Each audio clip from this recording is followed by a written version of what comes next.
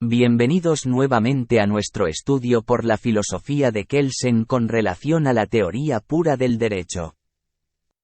Me ha motivado mucho ver que hay oyentes, aunque anónimos, pero ya recurrentes, se han interesado en los temas compartidos. Continuemos pues aprendiendo más de la ciencia que nos apasiona. Este día continuamos con el desarrollo del tema derecho y naturaleza dentro del contexto social. Por lo que desarrollaremos el literal B. Literal B. ¿Existen sistemas sociales sin sanciones? En la más tajante oposición a un sistema social que estatuye sanciones, en sentido amplio, se encontraría aquel que exige una determinada conducta, sin ligar a ella una recompensa, o a su contraria, una pena, un sistema social en que no se aplicara el principio de retribución. La moral, por lo común, es considerada como un sistema social semejante y distinguida del derecho, justamente, en cuanto éste constituye un sistema que estatuye sanciones. Jesús tiende claramente a un orden moral sin sanciones en el Sermón de la Montaña, en el que rechaza enérgicamente el principio retributivo del Viejo Testamento, mal por mal, bien por bien. He oído que ha sido dicho, ojo por ojo, diente por diente. Yo en cambio os digo, que no debéis luchar contra el mal, es decir, que no se debe enfrentar el mal con el mal. Habéis oído que ha sido dicho que debes amar a tu prójimo, es decir, a aquel que te ama, y odiar a tu enemigo, es decir, a aquel que te odia. Pero yo os digo, amad a vuestros enemigos. Es decir, no retribuyáis el mal con el mal, haced el bien a aquellos que os hacen el mal. Ya que si amarais a los que os aman, es decir, si solo se respondiera al bien con el bien, ¿cuál sería vuestro premio? ¿No hace lo mismo el publicano? Evidentemente Jesús apunta aquí al premio celestial. De modo que tampoco en este elevadísimo sistema moral queda por entero suprimido el principio de retribución. Puesto que puede aspirar a un premio celestial, no terrenal, aquel que renuncia a aplicar el principio en la tierra, que no retribuye el mal con el mal y no solo compensa el bien con el bien. Y también en este sistema hay penas en el más allá, poniendo de lado las penas terrenales. Se trata, pues, de un sistema que estatuye sanciones trascendentes, y, en este sentido, de un sistema religioso, y no un orden moral sin sanciones. Para apreciar la posibilidad de un sistema moral sin sanciones debe advertirse que cuando el sistema moral exige determinada conducta, exige simultáneamente que la conducta exigida a un sujeto sea aprobada por los otros, y la conducta contraria, en cambio, sea desaprobada.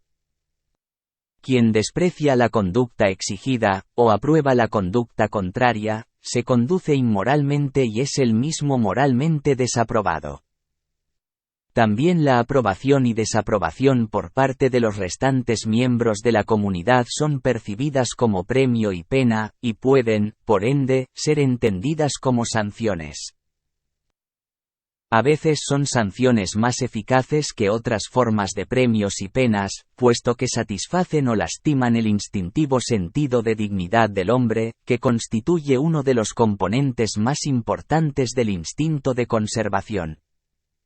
Debe tenerse en cuenta, en ella, que la norma moral que ordena una determinada conducta y la norma moral que prescribe desaprobar la conducta que la contraríe, se encuentran en una relación esencial, constituyendo una unidad en su validez. Es, por eso, dudoso que, en general, sea posible establecer una distinción entre sistemas sociales con sanciones y sin sanciones.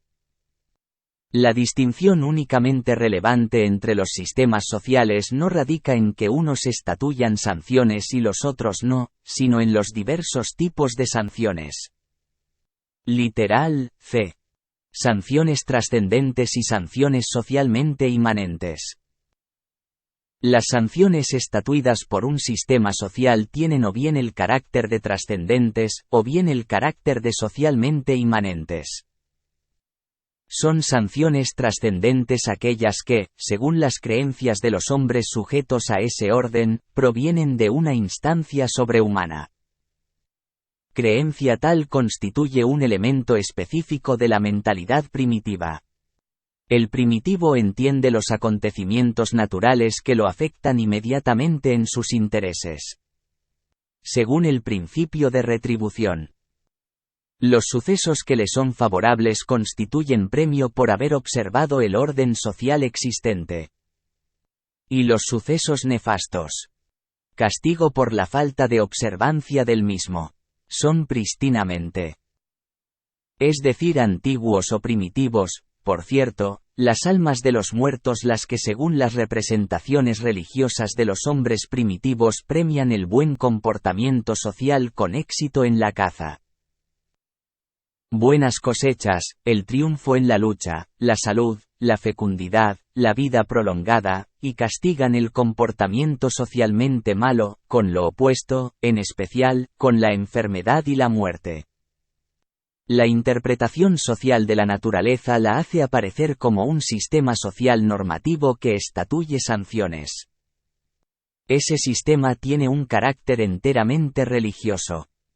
Pero aún todavía en la etapa de religiones altamente desarrolladas, en la Judea cristiana, la interpretación normativa de la naturaleza desempeña un papel no desdeñable.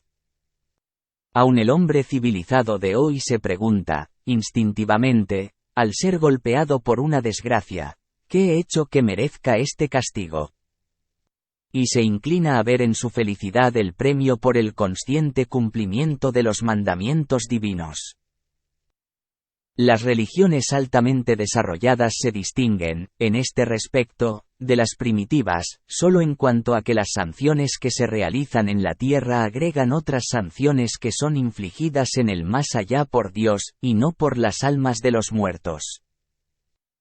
Estas sanciones son trascendentes, no solo en el sentido de que provienen de una instancia sobrehumana, e inclusive, suprasocial, sino también en el sentido de que se producen fuera de la sociedad, más, fuera de este mundo inferior y en una esfera trascendente.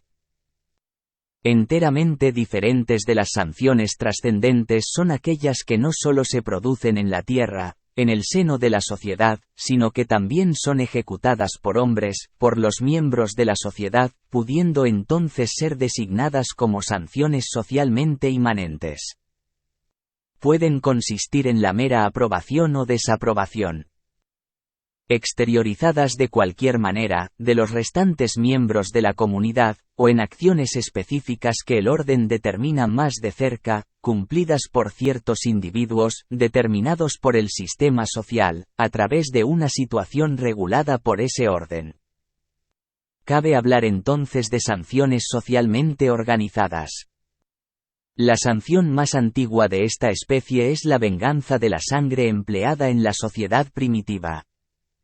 Esta sanción, con la cual el sistema social primitivo reacciona contra el homicidio, que uno de los miembros del grupo constituido por una comunidad de sangre de la familia nuclear o extendida, efectuara sobre el miembro de otro grupo en forma natural o mágica, es aplicada por los miembros del segundo grupo sobre los miembros del primero. El homicidio dentro del grupo seguramente solo debería haber sido sancionado mediante la sanción trascendente derivada de la venganza que brota del alma del muerto. Pero como las almas de los muertos solo tienen poder dentro de sus propios grupos, la muerte ocasionada por el miembro de otro grupo solo puede ser vengada por la acción de un pariente de la víctima. Mas la falta de cumplimiento del deber de venganza se encuentra sujeta a la sanción trascendente consistente en la venganza por parte del alma del muerto. Corresponde advertir en ello que esta, la más arcaica sanción socialmente organizada, tiene originariamente carácter intergrupal. Solo se convierte en una sanción endogrupal cuando el sistema social abarca varios grupos relacionados por comunidad de sangre, es decir, cuando la comunidad excede los límites de los grupos familiares. Desde un punto de vista sociológico, el desarrollo religioso se caracteriza por tres etapas: centralización de la instancia sobrehumana, incremento de su poder y, simultáneamente, incremento de la distancia entre Ena y el hombre. A partir de múltiples almas de muertos, aparecen unos pocos dioses, y, por fin, un Dios único, todopoderoso, relegado aún más allá. La medida en que el pensamiento social de la retribución domina este desarrollo se demuestra en especial cuando a la creencia de los hombres se agrega a este mundo uno en el más allá. Y este último, que corresponde al principio del premio y el castigo, se escinde en un cielo para los buenos y un infierno para los malos. Es un hecho digno de nota que de las dos sanciones correspondientes a la idea de retribución, el premio y el castigo, la segunda desempeñe en la realidad social un papel mucho mayor que la primera. Ello se advierte no solo en que el derecho, de lejos el más importante sistema social, recurre esencialmente a esta sanción, sino con especial claridad a LH donde el sistema social preserva aún un puro carácter religioso, es decir, cuando es garantizado mediante sanciones trascendentes. El comportamiento conforme al orden social de los primitivos, particularmente la observancia de múltiples prohibiciones, los denominados tabús, está determinada en primera línea por el temor ante los graves males con que responde la instancia sobrehumana has almas de los muertos, a las violaciones del sistema tradicional.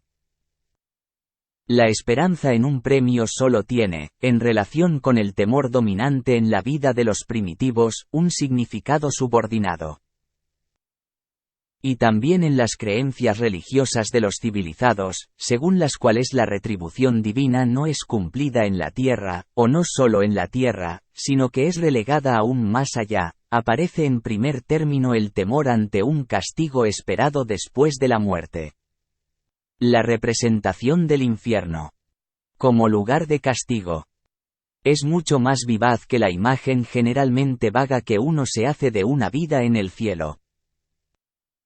Vida que constituiría el premio a la piedad. Inclusive cuando no se pone coto a una fantasía lanzada a satisfacer los deseos, se produce solo un orden trascendente que no es esencialmente diferente de la sociedad empírica. Llegamos hasta aquí y continuaremos con nuestro estudio en próximo vídeo.